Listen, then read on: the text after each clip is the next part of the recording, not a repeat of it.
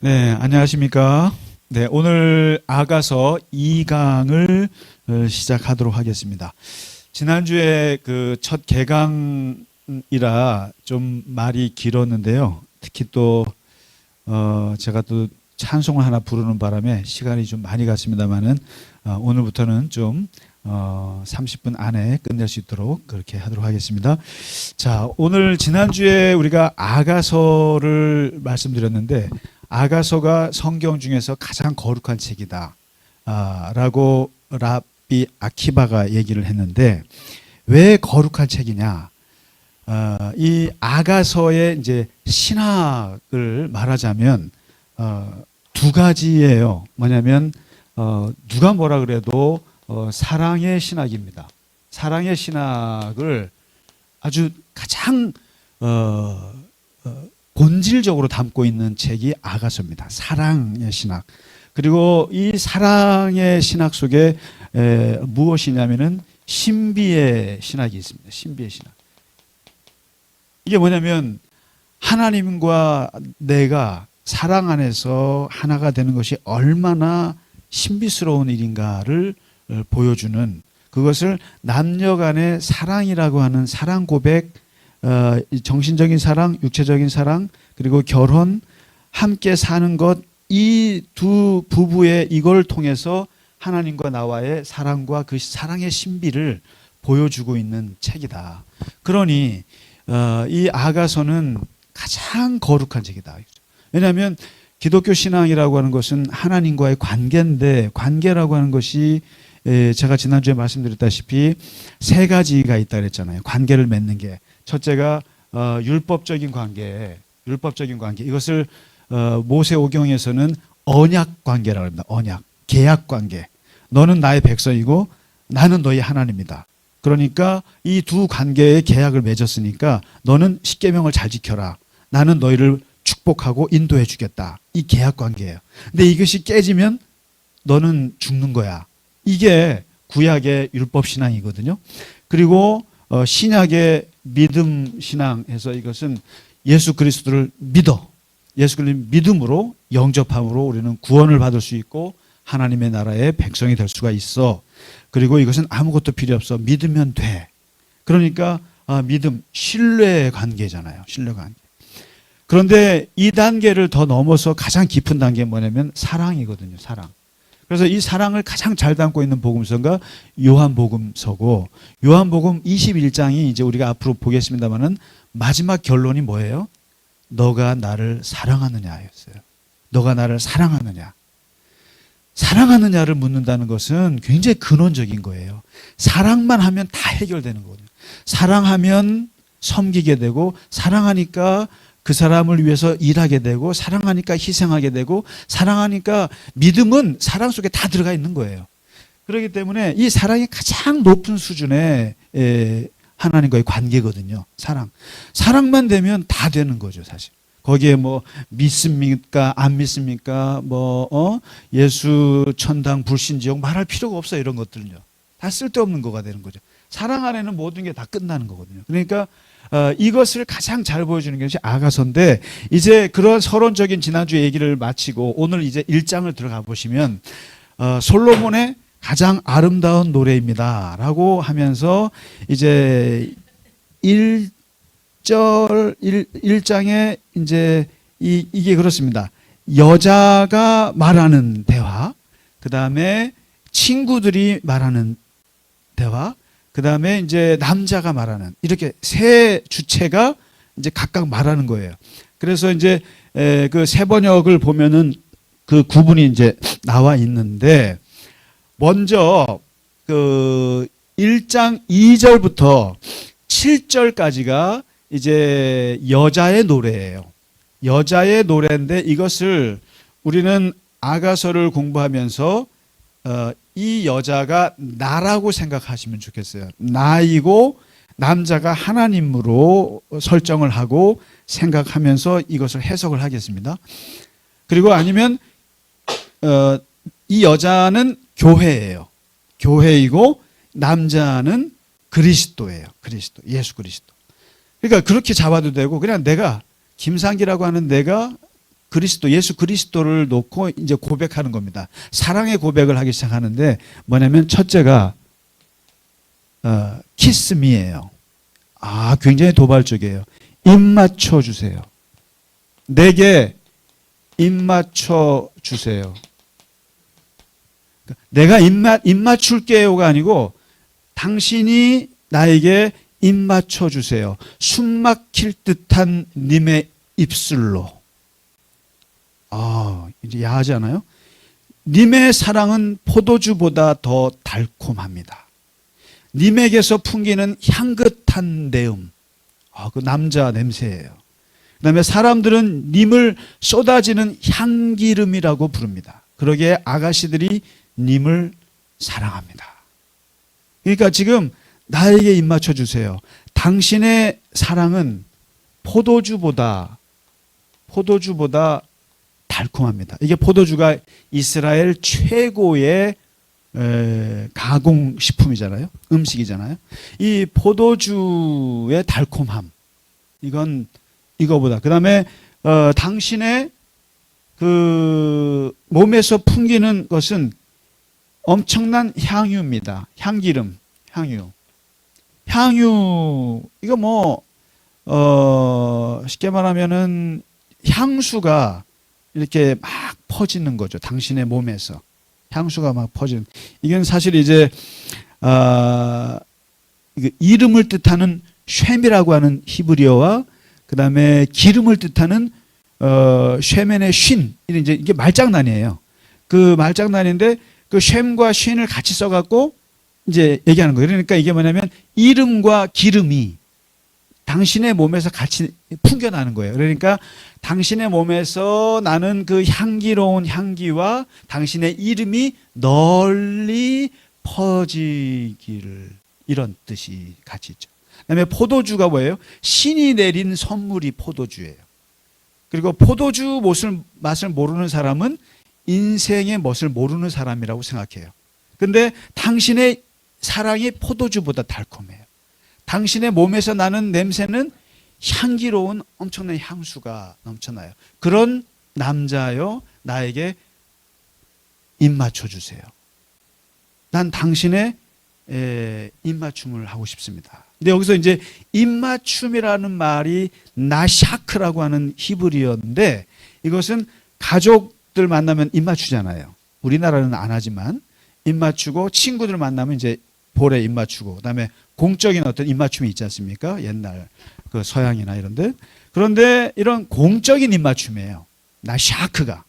그런데 이것을 아주 성적인 입맞춤으로 처음 쓴 게 아가서예요. 아주 로맨틱한 남녀 간의 입맞춤으로 지금 사용하고 있는 거예요.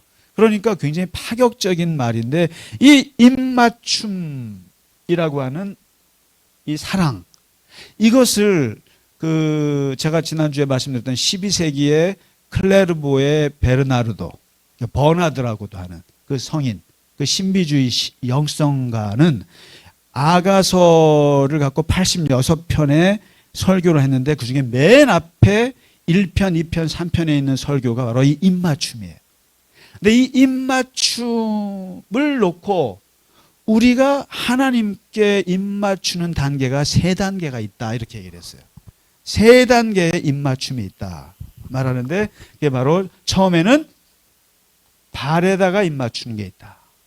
발에다 입맞추는 게 있고, 그 다음에 손에다가 입맞추는 게 있다. 그 다음에 입에 입맞춤이 있다. 이 단계는 점점점 깊어지는 단계다. 발에다가 입맞추는 것은 내가 주님의 발에 입을 맞추는 거다.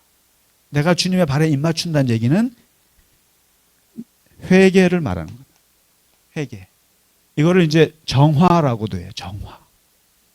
내가 주님 앞에 무릎 꿇고 나의 모든 죄를 씻고 나의 허물을 벗겨내는 키스.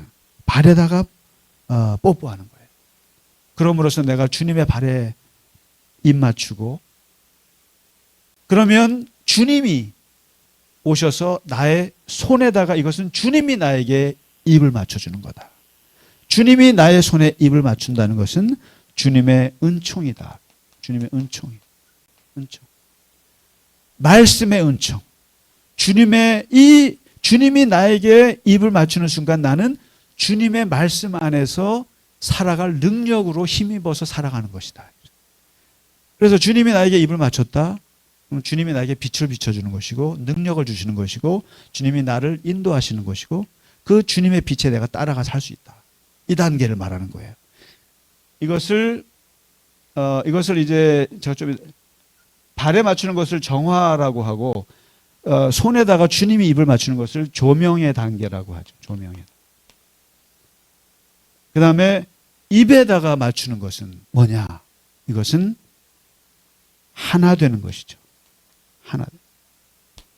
주님과 내가 가장 야한 상태, 가장 깊은 상태에 입을 맞춘다는 것은 이거는 내가 발에 맞추는 거하고 주님이 내 손에 맞추는 거하고는 다른 단계예요. 서로가 같이 입을 맞춤으로써 하나가 되는 단계. 이것을 하나 된.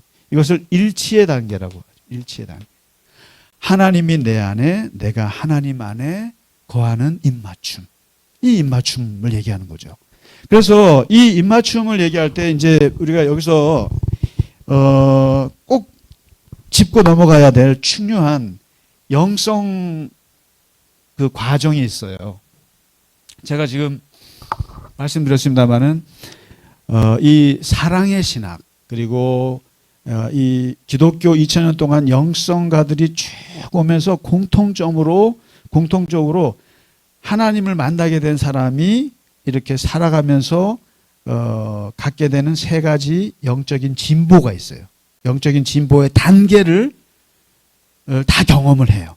다 경험을 해요. 경험하는데 이것을 세 단어로 표현을 한 게 있어요. 그것을 트레비에라고 해요. 트레비에. 세 가지의 길. 세 가지 길이라고 하는데 이 길이 어떤 길이냐면은 첫 번째 길이 아까 말씀드렸는데 정화의 길이라는 게 있어요. 정화의 길. purification이라고 그래요. purification. 이게 아까 발에 입맞추는 단계 같은 거죠. 회개. 나의 죄를 깨끗하게 씻고 주님을 만나면서 내 옛사람을 벗어버리고 새사람으로 입는 이 단계. 정화의 단계. 정화의 길. 그 다음에 두 번째, 이 정화의 길이를 지나고 나면 뭐가 오냐면은 조명의 길이 와요. 조명의 길. 이게 바로 illumination이에요. IL. illumination. 일루미나티라고 들어보셨죠? 빛이 비치는 거예요. 조명. 위에서 빛이 전광 이렇게 좀 비치는 거잖아요. 이거는 정화된 사람은 쉽게 말해서 이제 주님의 구원받고 거듭난 사람은 주님의 빛을 받아요. 주님의 빛을 받아서 그때부터는 말씀을 통해서 내 길을 인도받고 기도를 통해서 주님이 나를 인도하시고 성령의 역사에서 나를 이끌고 가는 이 조명의 길. 그래서 이것은 쉽게 말하면은 정화의 길이 하나님이 자녀가 되는 단계라 그러면 이 조명의 길은 주님의 제자가 되는 단계예요. 제자가 되어서 주님의 길을 주님의 능력의 힘을 입어서 걸어가는 단계. 이게 영적인 진보의 단계예요. 그렇게 걸어가다 보면 마지막에 이르는 단계가 있는데 인생에 있어서 마지막 단계가 세 번째 일치의 길이라고. 일치의 길. 일치의 단계. 하나님과 내가 이제 하나가 돼서 누가 누군지 모르는 단계. 이것을 유니피케이션이라고 그래요. 유니피케이션. 일치의 단계. 그래서 우리가 그 요한복음 15장에서 말하는 예수님 말씀, 아버지가 내가 안에, 내가 너 안에. 이 단계가 바로 일치의 단계예요. 그래서 내 안에 하나님이 계시고 내 생각이 하나님의 생각이고 하나님의 생각이 내 생각인 거예요. 구별이 안 되는 거예요. 이것은 가장 지고한 영적의 최고 단계를 말해요. 이게 하나님과 내가 하나가 되는. 그래서 이 정화와 조명과 일치, 이것을 많은 영성가들이 다른 말로 설명을 했어요. 아까 베르나르는 아가서 2장에 있는 이 여자의 노래 소리를 듣고 나에게 입 맞춰 주세요라는 말을 듣고 발에다가 입 맞출래? 주님 나에게 손에 입 맞춰 주세요. 나 주님의 입에 입 맞출 거예요. 이 단계예요. 그리고 어떤 사람은 집의 구조를 가지고 설명했어요. 나 주님의 집에 갔는데 주님의 뜰에 머물러 있어. 뜰에, 정원에 있어. 이때 그러다가 조금 더 들어가서 주님의 거실에 들어가서 주님과 밥을 먹어. 밥을 먹었어. 그러다가 밥 먹고 나서 커피 마시고 침실로 들어갈 거야. 침실로. 주님과 하나가 되는 거야. 이게. 이렇게 설명을 하는 거예요. 설명. 그리고 어떤 사람은 그리고 어떤 영성가는 뭐라고 설명하냐면요. 주님이 내가 이 정화와 조명과 일치가 되는 것을 초저녁 단계,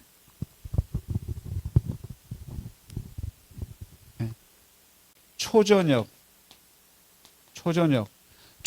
단계, 그 다음에 밤의 단계, 그리고 새벽의 단계.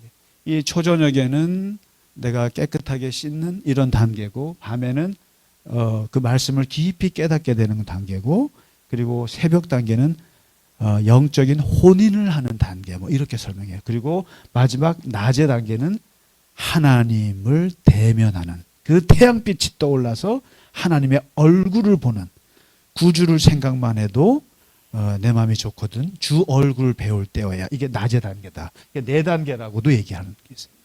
그리고 이제 감리교에서 신앙생활 하시는 분들은 웨슬레의 영향을 받아서 이것을 중생 성화라는 말 들어보셨어요?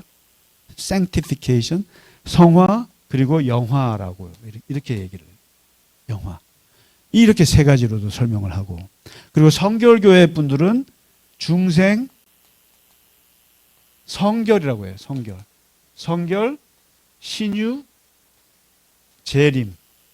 재림이라는 건 하나님과 하나가 되는 거죠. 이제 마지막에 이런, 그렇게 해서 이런 지금 입 맞춰 주세요라고 하는 이것이 단순히 그냥 남녀간의 그런 야한 얘기가 아니라 하나님과 내가 점점점 깊어지는 그것을 얘기하는 건데, 이제 이 여자의 노래는 쉽게 말하면 내가 하나님을 향해서 하는 노래예요. 하나님, 나에게 입 맞춰 주세요. 이게 무슨 말이겠는가? 엄청 거룩한 거죠. 주님 내 안에 오셔서 내가 주님 안에, 주님이 내 안에 그렇게 함께 하나가 되기를 원합니다. 이거거든요. 입 맞춰 주세요. 그 다음에 두 번째, 4절이에요. 4절에 이 여자의 노래 속에는 두 번째 고백이 나오는데, 나를 님의 침실로 데려가 주세요. 와우, 엄청 야하죠. 나를 데려가 주세요. 주님의 침실로. 나를 데려가 주세요. 어서요, 임금님, 나를 데려가 주세요. 님의 침실로. 우리는 임과 더불어 기뻐하고 즐거워하고 포도주보다 더 진한 님의 사랑을 기리렵니다. 님의 사랑을 내가 누리렵니다.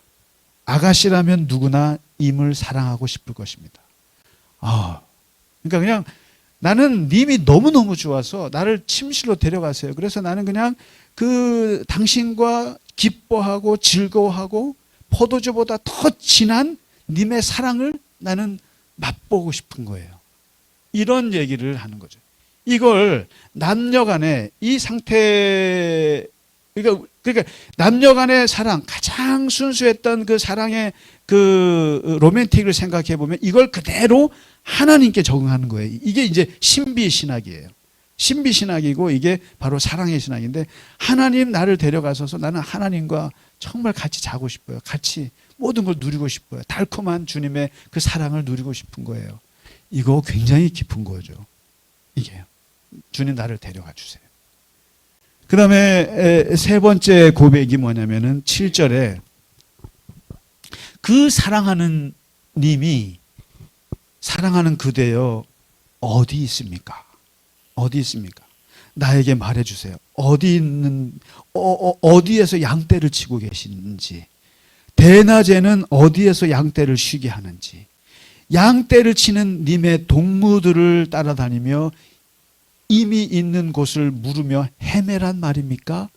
이게 바로 목마른 사슴 시냇물 찾듯이 내 영혼 주를 찾아 헤매는 걸 말하는 거죠. 이게 어디 계십니까? 주님 어디 계세요?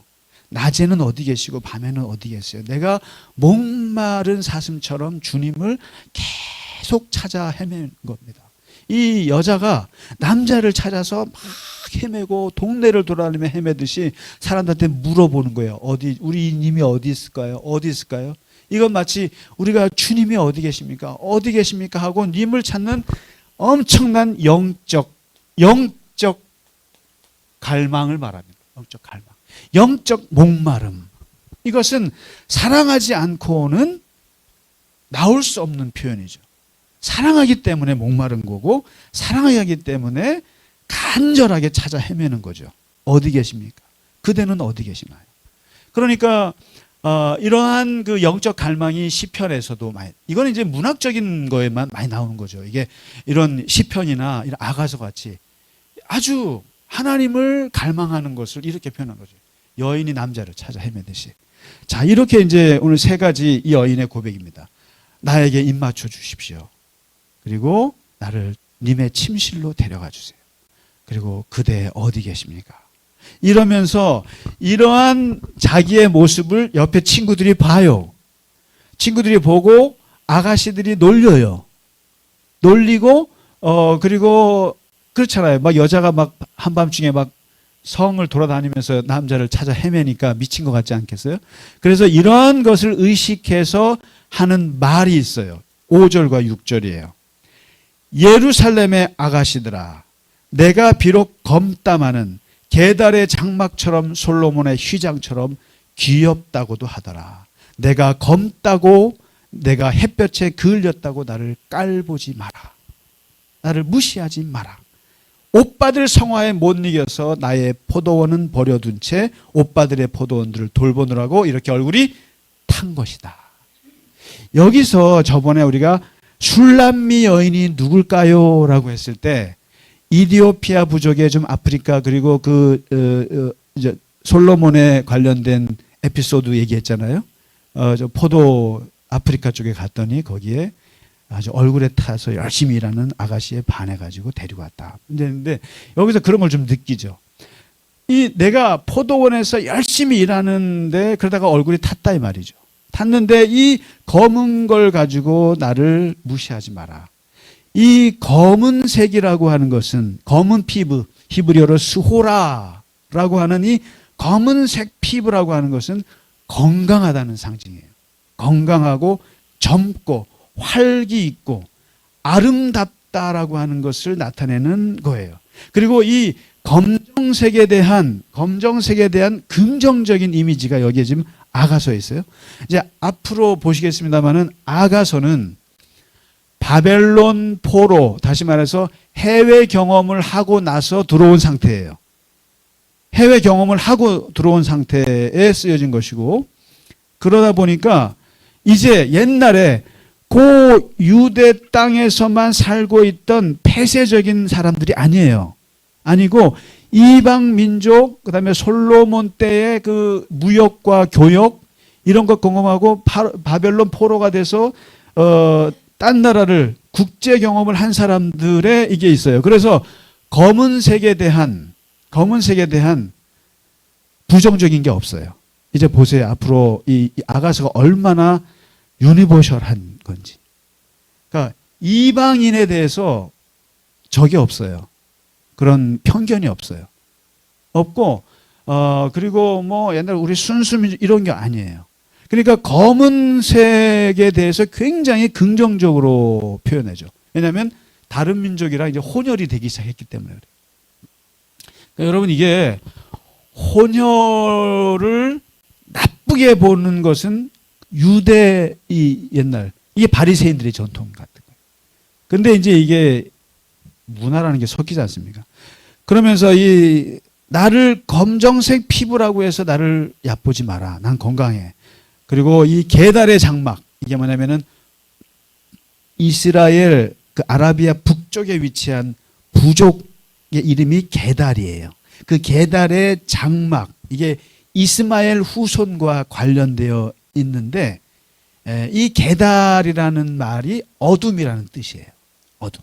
그러니까 이 어둠의 장막, 이렇게 비웃는 걸 텐데, 이 여자가 뭐라고 하냐면 이 게달의 장막과 솔로몬의 휘장은 똑같다, 이렇게 얘기하는 거죠. 그러니까 너희들이 비웃는 그 어두침침한 게달의 장막과 그 솔로몬의 휘장, 얼마나 휘황찬란하고 화려하고 아름다운 고귀한 그것과 똑같다라는 거예요. 똑같다. 나를. 그러니까 이게 뭘 말하냐면은 이 여인의 정말 자존감 뿜뿜을 보여준 거예요. 자존감 뿜뿜. 나 얼굴 까매? 너 매러. 전혀 문제 없어. 나 얼굴 까맣다고 무시하지 마. 게달의 장막 아가씨라고 말하지. 솔로몬의 휘장과도 같아. 아주 자존감이 대단합니다. 대단합니다. 이런 걸 보여주고 있습니다. 그러니까 이게 뭘 말하겠어요? 하나님을 사랑하는 사람들의 자존감이죠. 하나님을.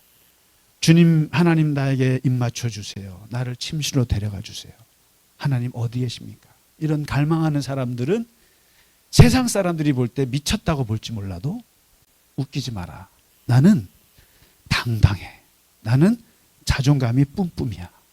너네들이 나를 무시할 만큼 그렇게 우스운 사람 아니야. 이걸 보여주고 있죠. 자, 이렇게 이런 여자의 노래가 끝나자 그 다음에 뭐가 나오냐면은 물론 그 사이에 이제 친구들의 노래도 있긴 있습니다. 8절이 이제 친구들의 노래가 살짝 있고요. 남자의 노래가 이제 나옵니다. 9절에 뭐 나의 사랑 그대는 바로의 병거를 끄는 날랜 말과도 같다. 그리고 당신의 머리채가 아름답고 볼이 귀엽고 구슬 목걸이 감긴 님의 목이 아름답도다. 이 남자, 그리고 이제 8절에도 이게 나옵니다만은 너는 여인들 가운데서 빼어나게 아름다운 여인아, 이렇게 말합니다. 그러니까 뭐겠어요? 아가가 그랬잖아요. 노래들 중에 노래다. Song of Songs라 그랬잖아요. 근데 여기서 지금 남자가 이 여인에게 하는 말이 너는 여인들 중에 최고의 여인이다. 최고의 여인이다. 그리고 너는 마치 바로의 병거, 그러니까 뭐예요? 바로의 병거, 이집트의, 그러니까 지금 이게 이방의 문명이잖아요. 이방의. 바로의 병거라 그러면은 가장 화려하고 빠른 그 당시 최고의 전차예요. 일종의. 너는 그렇게 화려하고 빠른 바로의 병거 같이 정말 화려하고 나에게 오는구나. 이렇게 얘기를 하거든요. 이건 마치 어떤 느낌을 주냐면 창세기 2장의 느낌이 확 들어요. 창세기 2장에 뭐가 나오냐면은 바로 인간이 타락하기 직전에 아담과 하와의 가장 순수한 상태가 보여지는 게 창세기 2장이에요. 창세기 2장에서 아담이 잠을 잘 때 갈비뼈를 하나님이 빼가지고 그 갈비뼈로 여자를 만들게 하고 잠에서 깨어난 아담이 그 여인을 보고 하는 말이 뭐예요? 너는 내 뼈 중에 뼈다. 살 중에 살이다. 그러니까 노래 중에 최고의 Song of Songs다. 여인들 중에 최고의 여인이다. 이런 것처럼 뼈 중에 뼈요 살 중에 살이로다. 이게 바로 남자가 여자를 보고 하는 최초의 고백이에요. 이게 사랑 고백이에요. 근데 이건 뭐냐면 하나님이 인간을 향해서 하는 고백이에요. 지금 남자가 여자한테 한다는 말이 너는 여인들 중에 최고의 여인이다. 이게 뭐냐면 하나님의 긍정. 하나님의, 그래서 이 창세기에 보면은 하나님이 창조하면서 피조물 하나씩 놓고 꼭 한밤중에 하셨던 말이 있어요. 네? 보시기에 좋았더라. 보시기에 좋았더라. 이게 이 보시기에 좋았다. 굿이라는 말을 도장을 꽝꽝 7번을 찍으신단 말이죠. 이게 뭐냐면 하나님은 당신이 만들어 놓은 사람과 피조물에 대해서 너무너무 좋아하고 아름다워하시고 예뻐하신다. 이게 이제 아가서에서 이게 왜 그렇게 중요하냐면요. 하나님이 사람을 너무나 예뻐하신다고 하는 것을 알아야 돼요. 거기서 출발해야 돼요. 그 이후에 인간이 타락해서 하나님이 심판하시고 죽이고 지진을 내리시고 뭐 풍랑을 내리셔서 죽는 이야기들이 구약에 가득 차 있다 할지라도 기본적으로 하나님은 인간에 대해서 너무너무 예뻐하신다. 너무 뼈 중에 뼈요 살 중에 살이야. 너는 하나님이 나를 너무 예뻐한다는 것을 내가 알아야 된다는 거예요. 지금 이 아가서는 그 얘기를 합니다. 그러니까 하나님께서 지금 그렇게 남자의 노래를 통해서 너는 여인 중에 최고 여인이야. 그랬더니 이제 다시 여인의 노래가 또 나와요. 12절에 뭐라고 하냐면은 되게 야한데요. 12절에 임금님이 침대에 누우셨을 때 나도 기름, 나르드 기름이라고 하는 건데 기름이 향기를 내뿜었어요. 사랑하는 그이는 당신은 임금님은 나에게 젖가슴 사이에 품은 향주머니예요. 야, 그림이 그려지시나요? 그러니까 이 여자들의 가슴에 이게 있었나 봐요. 향주머니를 이렇게, 이게 모략주머니예요. 이 모략주머니예요. 또 사랑하는 그이는 나에게 엔게디 포도원의 고벨 꽃송이예요. 그러니까 뭐냐면 여자가 침실로 데려가셨는데 임금님은 내 가슴 사이에 있는 향주머니. 이게 뭐냐면 모략주머니는, 모략은 여러분 아시죠? 예수님 돌아가셨을 때 그 니고데모가 모략 100금 바치잖아요. 모략은 제사장이 쓰는 제사용이기도 하고, 그다음에 성적인 자극을 주는 향수 같은 거예요. 이게. 그래서 당신은 내 가슴 사이에 있는 이 향주머니예요. 그 다음에 당신은 나에게 엔게디 포도원의 고벨 꽃송이. 엔게디가 뭐냐는 거예요. 엔게디가 뭐예요? 다윗. 생각나시죠? 다윗이 사울 왕을 피해서 도망갔던 골짜기예요. 이거 뭐냐? 은밀한 곳이에요. 아무도 찾을 수 없는 그 엔게디 골짜기에 핀 꽃이에요. 와, 아무도. 그러니까 이 사랑은 배타적인 거거든요. 하나님과 나만이 알고 있는 그 사랑, 엔게디 골짜기 같은 곳에 은밀하게 내 가슴에 향을 품는 꽃송, 향주머니세요. 어우, 되게 야하잖아요. 근데 이것을 이제 사실은 또 알레고리로 풀었던 사람들은 어떻게 하냐면 여기 보면 이제 이 여자의 젖가슴을 자주 나와요. 그래서 이걸 뭐냐면 신약과 구약이다. 그 사이에 누워있는 것은 신약과 구약 사이에 성도들이 누워있다. 그리고 여기 향주머니는 누구냐? 바로 그리스도다. 이렇게도 비유하고 있죠. 그러니까 이것을 그냥 야한 사랑시로만 보면은 한도 끝도 없어요. 근데 이것을 그렇게 하나님인 내 가슴 속에 향주머니십니다. 이렇게. 그렇게 하니까 이제 다시 남자의 노래가 나오는데 남자가 뭐라고 하냐면은 15절에 아름다워라. 나의 사랑 아름다워라. 비둘기 같은 그 눈동자. 너는 너무 아름다워. 이거예요. 그러니까 어느 성경책에서 하나님이 인간에게 아름답다. 창세기 1장밖에 없어요. 아름답다. 예쁘다. 너무 너 눈동자가 비둘기 같아. 이런. 그러니까 이 하나님의 사랑의 고백이 만만치 않은 거죠. 이게 남자가 여자한테 하는 표현이지만. 그 다음에 마지막 1장에서 여자의 노래가 세 번째 노래가 나는데 16절에 나의 사랑 멋있어라. 너무 멋있어. 내 남자 너무 멋있고 나를 이렇게 황홀하게 하는 그대. 우리의 침실은 푸른 풀밭이라오. 우리의 집 들보는 백향목이요 우리 집 석가래는 전나무라오. 나는 샤론의 수소나 골짜기에 핀 나리꽃이에요. 이게 뭡니까? 너무 아름다워요. 너무 멋있어요. 하나님 너무 아름답고 멋있고 당신은 너무 사랑스러워요. 그리고 당신과 내가 자는 그 잠자리는 정말 화려해요. 얼마나 화려한지 백향목과 전나무로 이렇게 들보와 석가래를 만들었어요. 이게 뭐예요? 향을 내는 건축 자재잖아요. 향을 내는 건축 자재고 성전 건축을 할 때 가장 많이 쓰는 나무가 백향목이고 전나무예요. 화려한 집을 말하는 거예요. 하나님과 내가 누워있는 이 잠자리, 이 집은 백향목과 전나무로 진 향이 가득한 그러한 집에서 사랑을 나누어요. 그리고 나는 샤론의 수선화예요. 그리고 이 수선화가 뭡니까? 이게 축복과 풍요와 그리고 성전 장식할 때 쓰는 게 수선화예요. 그러니까 길가에 흔한 꽃이기도 해요.